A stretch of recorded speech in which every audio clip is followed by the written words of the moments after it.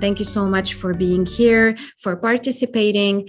This is indeed an exciting time for the foundation because this is going to be the first Facebook Live that we're doing this year. And there will be many, many other video and interviews that we will be doing eventually this year as well.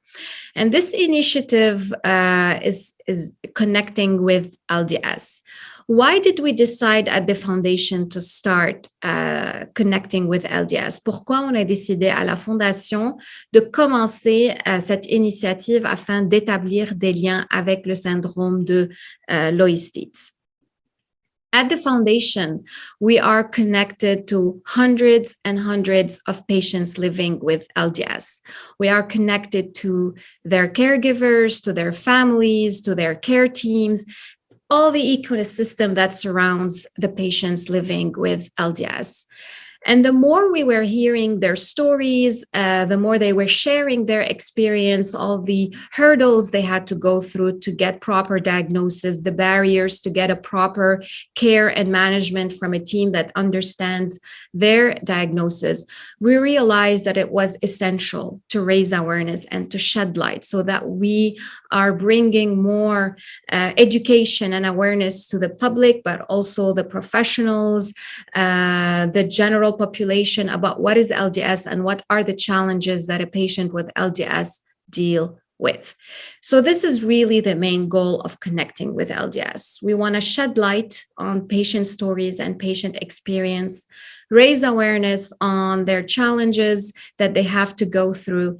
And eventually, we would like to mobilize and engage the community to support us so that we can continue supporting the patients that contact us and that need help with their journey.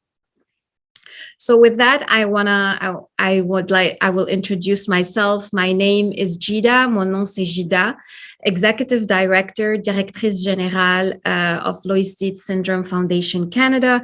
And I'm very, very happy to present to you our first guest, our first LDS champion, Cynthia Hamilton Urquhart. Hi, Cynthia. Thank you so much for being here and sharing your story. Hi, Gida. Thank you so much for having me. I'm so excited and thrilled that this is the direction that the Loeys-Dietz Foundation is heading in. Thank you. So before we start our conversation, I will introduce you to our audience. Cynthia served for over 25 years as a Canadian Mounted Police officer. For 23 of those years, she had no idea she had a rare, life-threatening genetic disorder called Loeys-Dietz syndrome. She was diagnosed in December of 2007. It was only a few months later that an aortic aneurysm was discovered, with her only recourse was being open heart surgery. It changed everything she knew about her world and eventually ended her career. Then, 2 years after her retirement, still reeling from her genetic disorder diagnosis, she was dumbfounded when post-traumatic stress disorder was added to the list. This dual diagnosis and the healing journey that followed have provided Cynthia with incredible insight into the issues surrounding first responder physical and mental health struggles. And we will be talking about that during our conversation today. Through her speaking, writing, mentoring, and advocacy, she works hard to change the lens through which people see the first responder world, reminding everyone that first responders are human too. Cynthia is a contributing author to the 2021 Amazon #1 best-selling book, Women of Inspiration, Women Driving Change. She is also a Universal Women's Network 2019 Women of Inspiration Unsung Hero Award winner, a recipient of the RCMP Long Service Award and the 125th anniversary of the Confederation of Canada Medal. Wow. Cynthia, we are really honored to have you to hear your truth and your experience. Thank you. LDS, as you have mentioned as well in your bio, is a life-threatening genetic disease that have actually caused much head scratching amongst physicians for a long time. Cynthia, what was it for you? The diagnosis trajectory, was there a lot of head scratching? There absolutely was. It was one heck of a journey. My journey actually started when I was having a conversation with my birth mother. And we were just discussing my biological family background. And she had explained to me that I had a grandfather who had passed away at 46.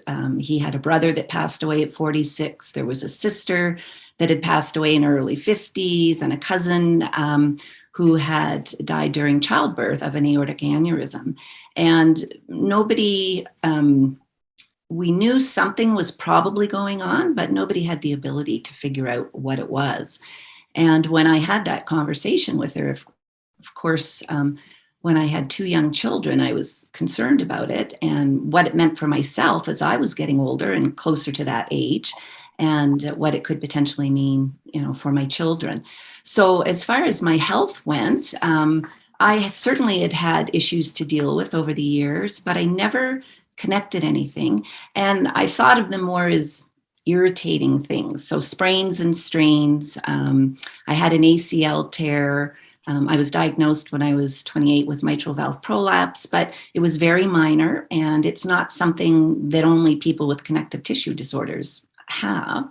So I was never able to connect the dots, and I really didn't think that anything serious was going on. I had joint issues, I had migraines, and that's kind of where everything sat about it. But it was, my birth mother had indicated to me that I have a half sibling, that somebody mentioned to her daughter Marfan's, this thing called Marfan syndrome. And I had had a day surgery on one occasion and had the same comment made to me because I had long fingers and I was slender and my joints were hypermobile. And I mentioned it to a family physician at the time, but basically was advised that it was such a rare disorder that you wouldn't have this, So I let it drop. Because I really didn't know where to turn to. And in those days, we didn't have access. You couldn't Google every topic that came up like you can nowadays. What did happen, though, is my son in grade 8, and this would have been back in 2004, one of my sons decided to do a science project. And I had mentioned this name to him. And he said to me that, wow, this might be kind of interesting. I think I'll do some research. So he did. And we were all dumbfounded when we realized that the different criteria that they listed for diagnosis, so hypermobile joints, crowded teeth, a high palate, the list went on, that we actually met those criteria. So at that point, this is when my police brain started to work. And of course, in policing, we investigate things and we look at small details and we see how things are related and we try to uncover things. And this is when the part kicked in, and I went to the family physician at the time and again provided the information, and it still really went nowhere. So it wasn't until I contacted my cardiologist and mentioned it to him that he was concerned about it. And at that point, it was decided that genetic testing needed to be the next direction for the journey. And so I hear that you were the one who pushed, so that your family doctor wasn't taking into consideration to provide you with further investigation. So you had to call your cardiologist and push things forward so you get to have your genetic testing. So how was it after? So you went, and did you go through the genetic testing for you and then eventually for your family members? Yeah, so the genetic testing component was very difficult for us because being in the RCMP, we transfer around. And in my case, just when this was coming about, I was living in New Brunswick. I had been transferred to Newfoundland, and my file was sent to Nova Scotia. So the system is complicated in the best of circumstances when you're living in one area. But if your family is moving around, then it just complicates things to a whole other level. I was transferred over to Newfoundland, and I had the first test for Marfan's. The geneticist there she was absolutely incredible. So she looked at myself and my two sons. We tested for Marfan's. It came back negative. This was in 2007. And she had to make a decision to test this new syndrome that had just been discovered a couple of years prior to that. The problem is, of course, is the cost of genetic testing, especially back then, was huge. The tests had to be sent down to the States. So she had to justify the testing and the cost because she had already done the Marfan syndrome testing. Thank heaven she did. And her concern was that our criteria were so strong. And if it was this new syndrome that had been discovered, the aortic dissections occur at much smaller sizes. And therefore, we needed to be treated differently if that was it. So she sent the testing away. And believe it or not, prior to the results coming back, we moved again. And this time we were in Ontario. So we were living in Ottawa, and the test results came back that I was positive. So of course, immediately for me as a parent, my focus was on my children. It was like, I need to have them tested. We were only in Ottawa for 8 months, moved to Regina, and had to fly the kids back to Ottawa to get the testing done. And it turned out in the end, by February of 2009, when we were living in Regina, the test results came back. My youngest son tested positive, and my other son didn't. However, he had so many pieces of the criteria that they suggested that we follow him anyway, just to make sure that everything was okay. So the testing journey, it takes a toll. It's the wondering what it means to have a rare genetic disorder, wondering about care, wondering where to turn and what you're going to do. So it takes a huge toll from a mental health perspective, but especially in those days, you just didn't think about it. It wasn't even something you considered. Absolutely. And we will tackle eventually the question about, how the genetic testing even impacted the lifestyle changes that you and your children had to go through as well, and the impact it had on their mental health. So thank you so much for sharing this. I cannot, the more I hear your story, you moved a lot. So, and you got access to different healthcare systems, because as we know in Canada, healthcare is provincial. I'm very curious to know the difference in care and management for someone with a rare disease, a life-threatening rare disease, had to go through in these different provinces. Yeah, wow. If you can live in one city, please stay there, because it does not make the journey easy. To be very honest, having a rare connective tissue disorder, it's for the healthcare system, it's complicated, it's inconvenient, and it's very expensive. So when we show up at the door, all of those things show up with us. And when that happens, right away, how we're perceived is skewed, only because it means that you have the incredible people in the medical field that know how difficult our journey is going to be. They know right away that they're going to have barriers set up from the start. So it's very difficult to walk in that door and know that that person standing in front of you is going to be able to help you in a way that you need to be helped. But the reality is that our provinces, it is provincial, and what one province can offer, another one can't. The changes in the waiting lists, and if you're living in a rural area versus in a bigger center, all of these things will impact you. When you move around, you need to be carrying your medical records with you. And every time you meet a new person that doesn't know you, right away, there's the posturing. What's this new patient like? What's this new doctor like? What are they going to think of me? And it was very easy to be dismissed by people. I actually had one person tell me that they initially thought I was a hypochondriac until they read that I was a police officer. Well, what was that about? Why would that make a difference? Whether I show up as a police officer, as a stay-at-home mom, as a single woman, why would that change how you perceive me and what I'm bringing to the table? So it does make it very complicated. Again, there's the mental health component of being dismissed and ignored, the condescending sides to things when people, and especially with Loeys-Dietz syndrome, we're all very different. Yeah. So if, and how we present, I've been very fortunate. Yes, I've had lots of struggles, but I'm not someone showing up at the door in those years, with 3 or 4 open heart surgeries, or some of the things that are more physically or visibly, the visibility is right out there. And again, it's if you tell someone you have a mental health struggle versus you tell someone or they see you in a wheelchair, people will perceive that in a different perspective. Yeah.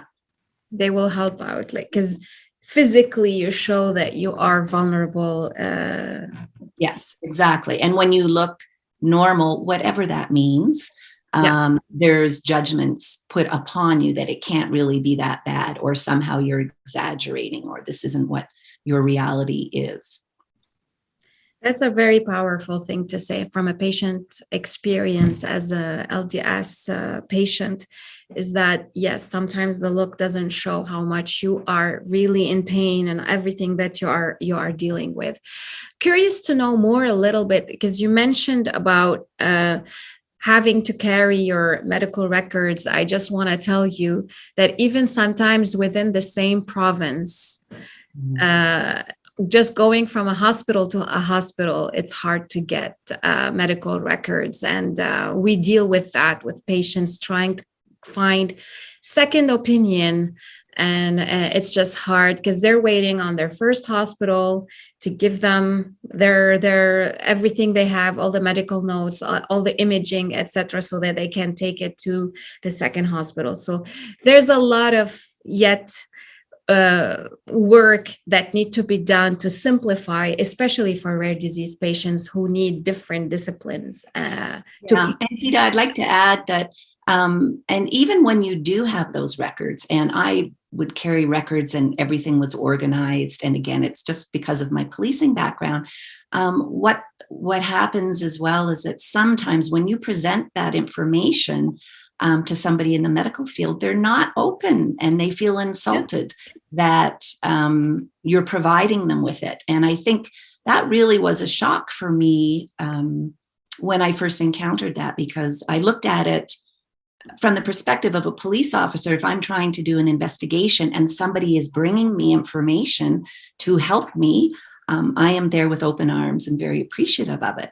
And all of a sudden, I'm seeing this other perspective where they want to push that information aside and just do their own thing. And it's trying not to insult the medical care provider with the information, but also knowing there's no way they're going to find this information or understand it. So it is a real balancing act between advocating for yourself, being respectful to the mental health or the medical care provider, and where do you fit in that bit of a mess, because it is a mess.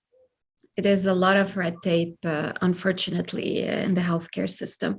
I just want to say that Misael shared that he can relate to that, all the difficulty to have access to medical records. Thank you, Misael, for sharing. You said that looking back at your life, you can't help but wonder how you made it this far. How did I survive? I have broken just about every rule there is to break for someone living with Loeys-Dietz syndrome. This gives me goosebumps when I read this in your autobiography. It's very powerful as a patient experience. Can you please elaborate more on that? Yes. Just the fact that I was a police officer and I had Loeys-Dietz syndrome, that broke every rule. I think back to my years of training, 6 months of hard training and lifting weights and learning how to protect myself as a police officer and pushing every boundary that we would have set up with Loeys-Dietz syndrome. Is that I was so fortunate that I didn't have a catastrophic consequence to the work that I did. What I realize is that everybody with Loeys-Dietz syndrome, we each have our own separate journeys, and they're very different from one person to the next. That being said, we're still part of a greater collective of people that are struggling with something that is life-threatening. And I recognize how lucky I am. And it's a two-tiered thing for me, because as a police officer, we deal with risk every day.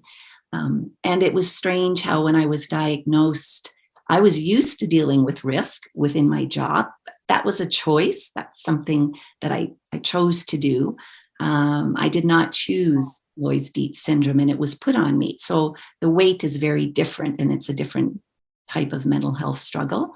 And that being said, is that I think what I can do is I can really give people, because I want people to understand, the public in general, or friends and family, those of us who are struggling, is that as a police officer, I was used to dealing with extremely difficult circumstances, complicated, complex circumstances.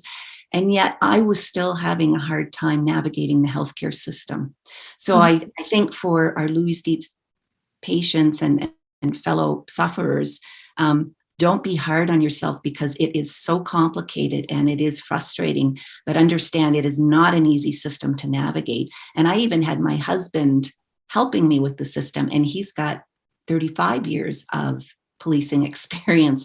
And here we were trying to navigate this system, thinking, hey, we're used to things that are tough and complicated.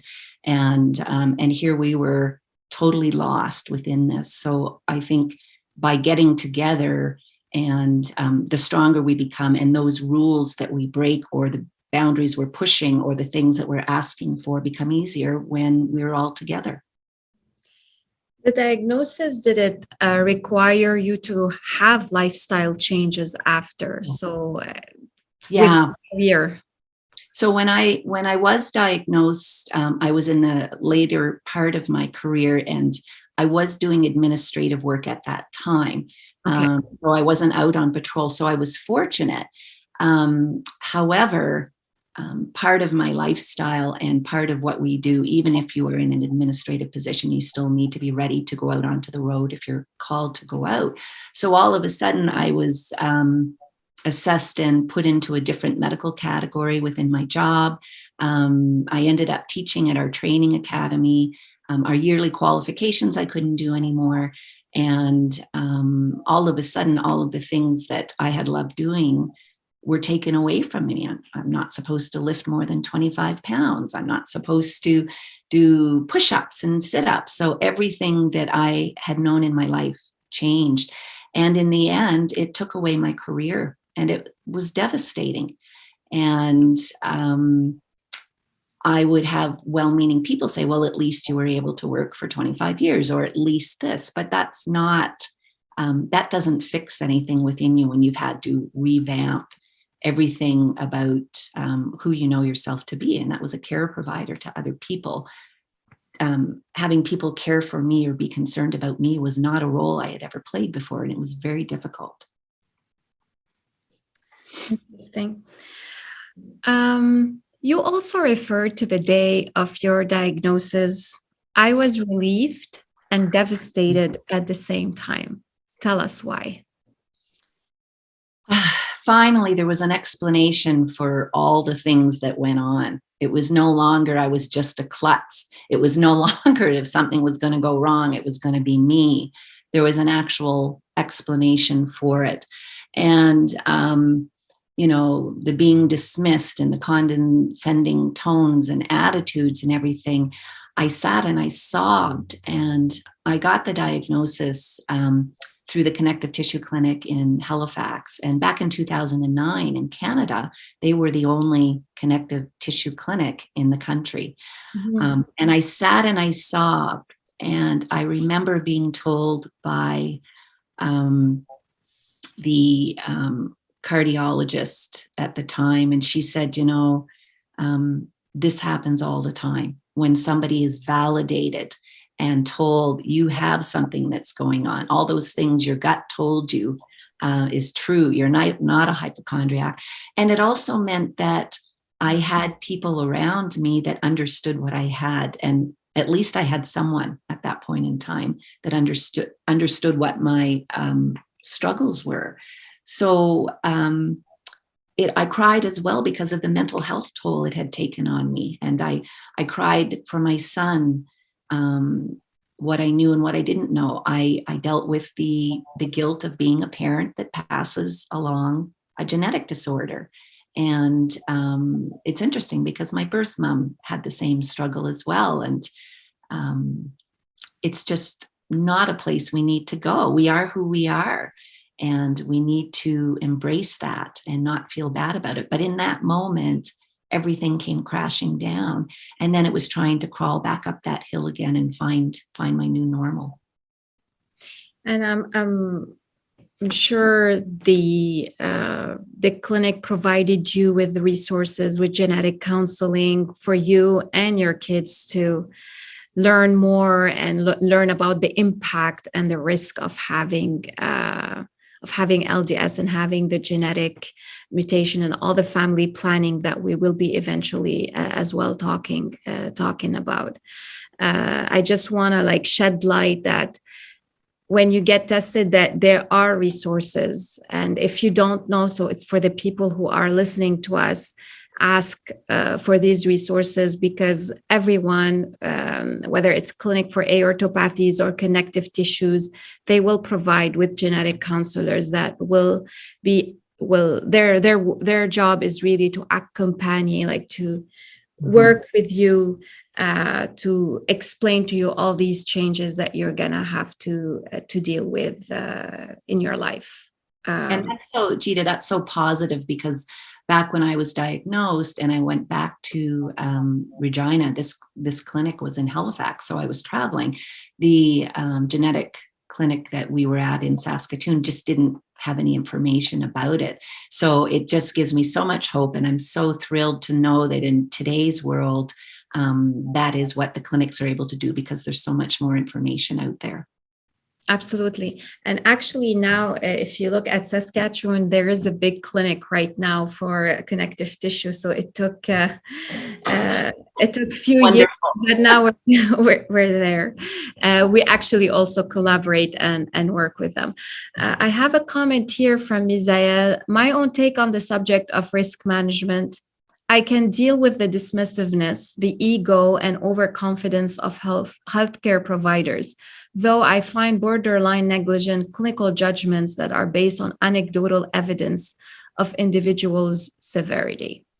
Yeah. And I mean, you're right. It's trying to process all of these different things that we have to struggle with. And I think you have to remember, in any profession, we all have people that are maybe not doing the best they could possibly do, whether it's a police officer, whether it's a teacher or anyone. And it is, he's right, is that we have to find a way to be able to deal with that.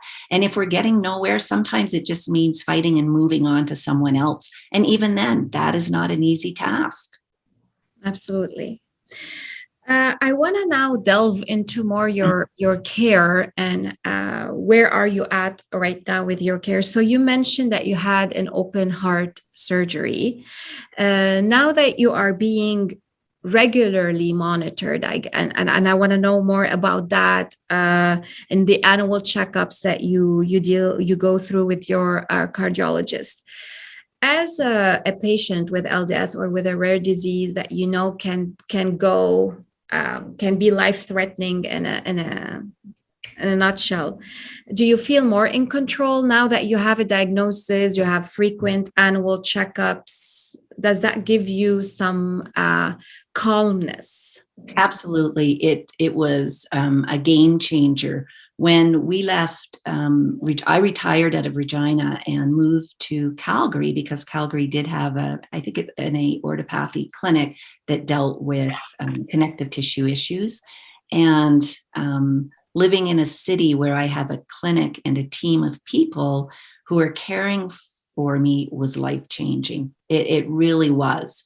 I can walk in the door and I know they know everything about how I'm feeling, what I'm dealing with. And I have somebody to discuss my concerns with and just to monitor me so I no longer feel alone. That's amazing. I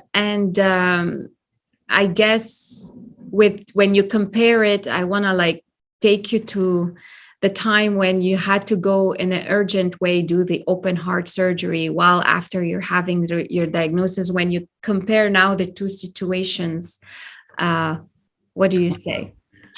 It's amazing. I was fortunate in that when I was diagnosed and we found out that I needed open heart surgery, a twist to that part of the story is that we found this out about 12 weeks before my 46th birthday, which was when my grandfather passed, his brother passed, etc. So there definitely was an urgency to it.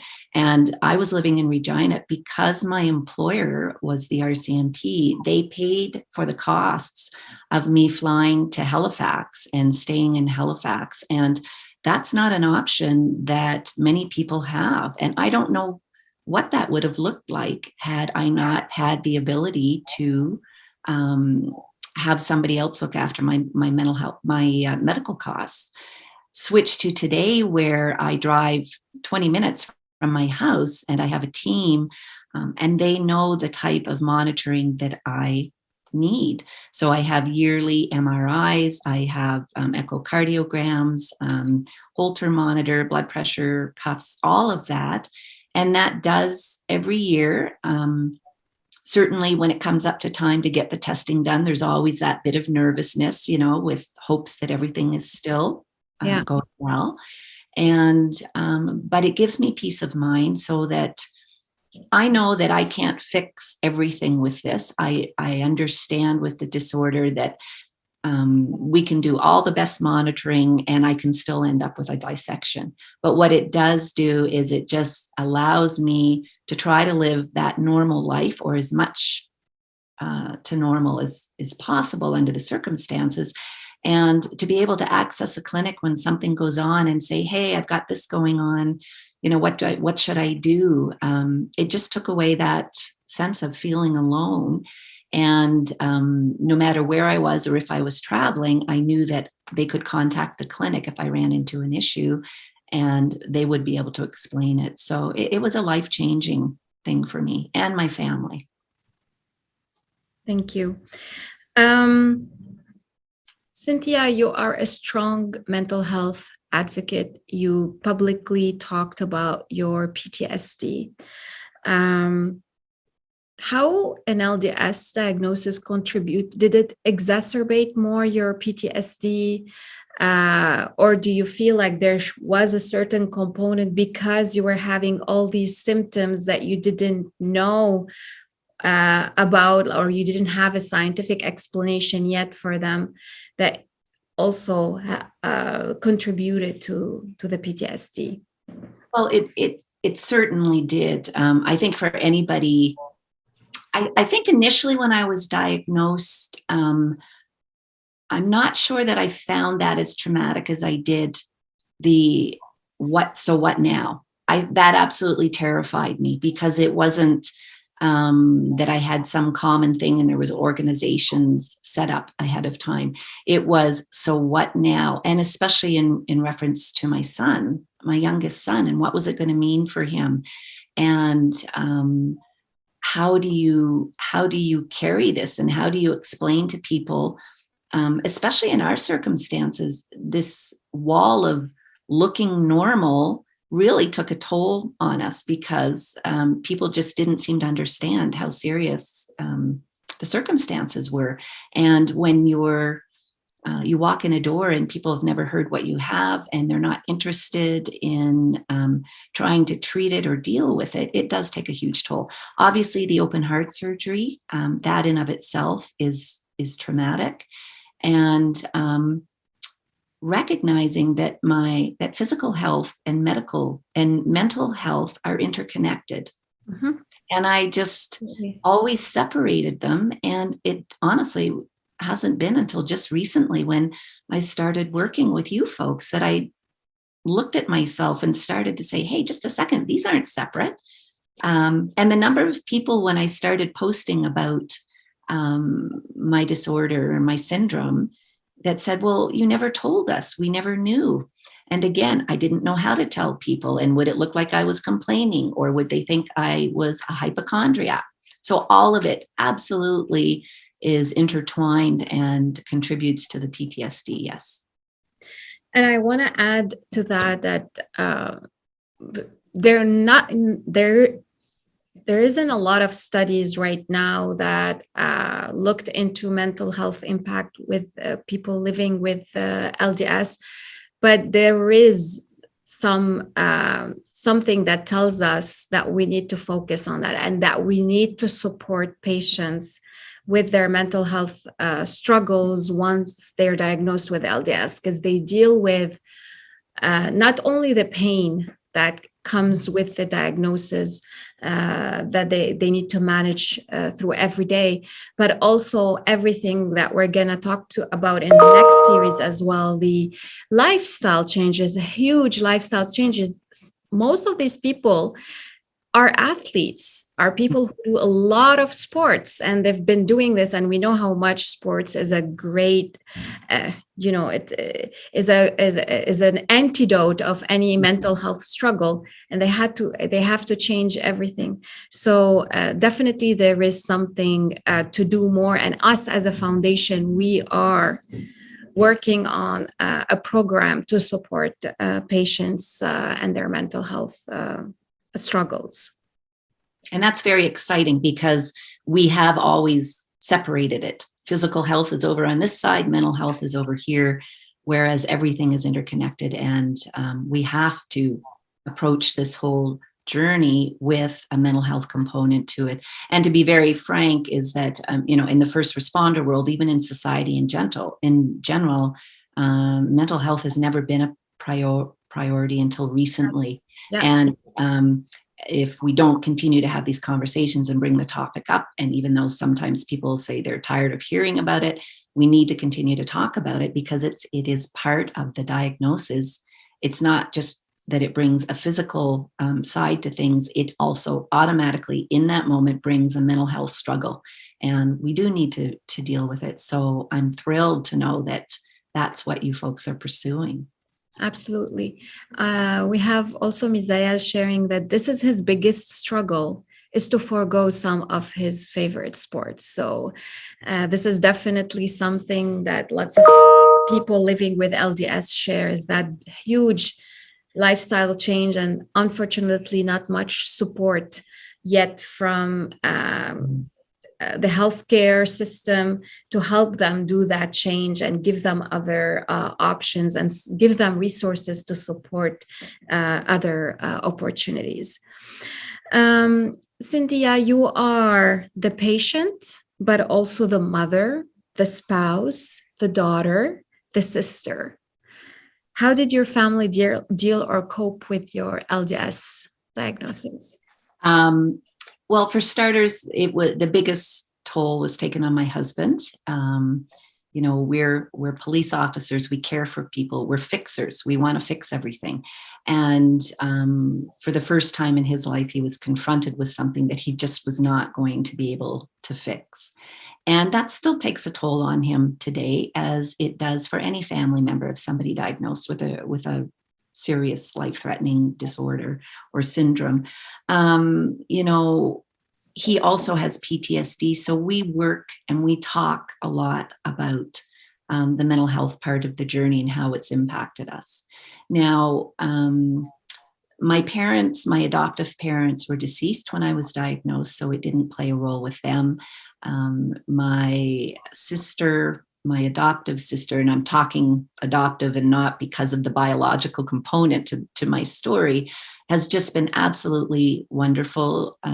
She was a nurse, she was a mental health counselor, so I've received lots of support from her and the other extended family members. For my birth mom, what this diagnosis has done, and we've supported each other because once I was diagnosed, I passed along to her, obviously, that information, and she was tested and she had it. And then my two other biological half siblings were tested. So all three of us have it. And it has meant that other family members have also had open heart surgery, and it has been life-saving for them. You know, as far as my son goes, that was a very, very difficult journey. He was an athlete. That's all he'd ever known. And it was his first year university when he was selected to join their volleyball team that he was told he couldn't play. And my son is extremely tall, so everywhere he goes, people say to him, do you play basketball? Do you play volleyball? So all of a sudden, it's just put right back in front of him. So it is a journey, but we all work very hard to talk about things and discuss how we might be able to do things better, and reach out and be part of communities that provide that support so we don't feel alone. Thank you so much for sharing the family, how the family dealt with, and the support system you had, which is amazing.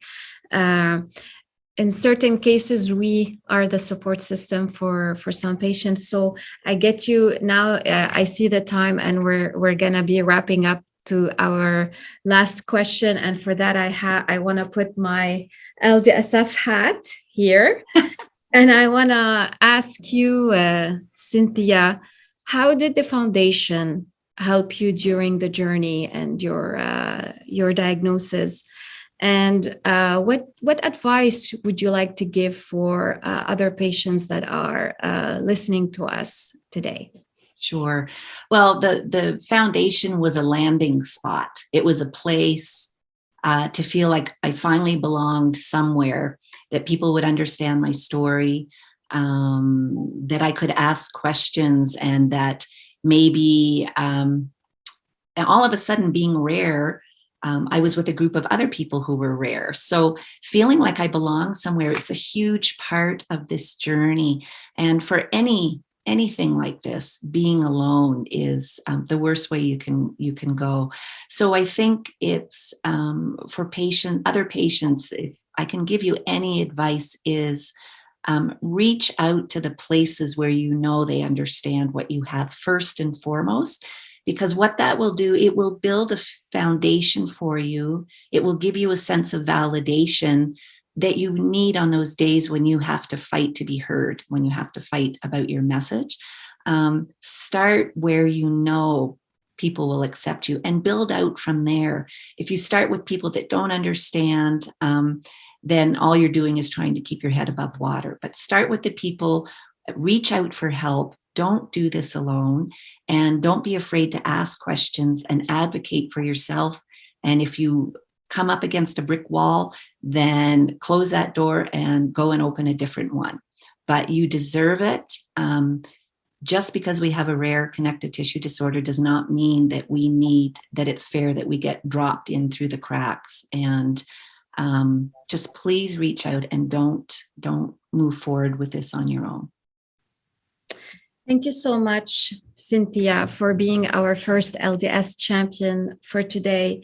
If I want to wrap up, I heard at first fear. I heard at first isolation. I heard at first, I don't know what's happening. I don't know why I have all this. But then I also saw someone who pushed, wanted to understand. They heard their gut, and they said, no, there's something wrong, and I need to know what is that. And I love how you did the correlation between you being a police officer, someone who likes to investigate and get to the depth of things, with your health, and wanting to also dig deep and understand why you have all these symptoms, and you pushed and you got your genetic testing, and then you had all the answers you needed. And again, I want to thank you so much for sharing your experience and sharing your story. I want to thank everyone who was here, attended, participated, commented. I have Liz here saying knowledge is power. Indeed, knowledge is power. And that's what we want today, is to get people engaged, get people mobilized with knowledge, and understand more what are the challenges of people living with LDS. I want to wrap up this with saying, we are here for everyone. We are now launching our helpline, 188-LDS-F can. So please, if you have any questions, you need resources, we have around 800 resources that we have scanned in Canada and in the world. So if you need any medical information or even a care team, we can help you. We can connect you with that. And if you ever need to know who provides financial assistance, who provides exercising with people living with LDS, we can definitely as well help you with that. And with that, I want to thank you all. And hopefully next time we will continue the story with Cynthia, because she has many, many more stuff to share with us. And stay tuned. Bye. Thank you very much. Thank Bye, you. everyone.